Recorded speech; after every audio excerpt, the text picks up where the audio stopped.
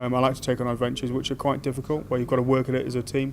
So they're not just a standard, off-the-shelf kind of adventure and expedition. So we try and make them as challenging as possible to make sure that we hopefully can, solution solve on the way, problem solve on the way, and really bond as a team. So I normally spend about a year training with a team, especially for a polar trip.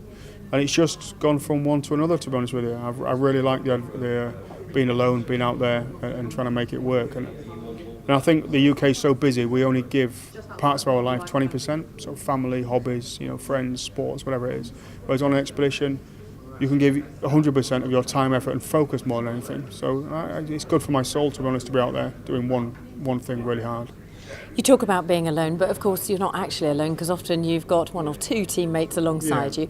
In your speech this morning, you spoke a lot about selecting the right team members to make a successful trip. What are some of the attributes and things that you look for in building a successful team? I think it's a successful team for me. It's not so much how fit they are, to be honest with you, because on an expedition like ours, 70 days, we all pull in the same weight, in the same conditions, using the same muscle groups. Eventually, we'll all hit the same kind of fitness plateau, if that makes sense. But what is really difficult to try and look at, especially in selection, is people's attitudes. I will pick someone over their attitude than I would their skill set. I can train someone to put up a tent, survive a blizzard, build an igloo. That's skills, and I can practice and rehearse, and they become great igloo builders. But for me, it is about their mindset and their passion for the project. Yeah. You've also spoken about the innovative steps you took, effectively tearing up the rule book of the last century plus of what were successful polar expeditions.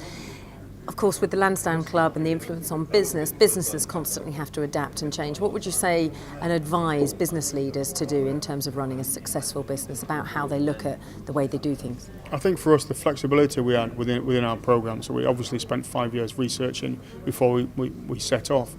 And with those 5 years, then we've got as much knowledge or knowledge base that helps us to be flexible.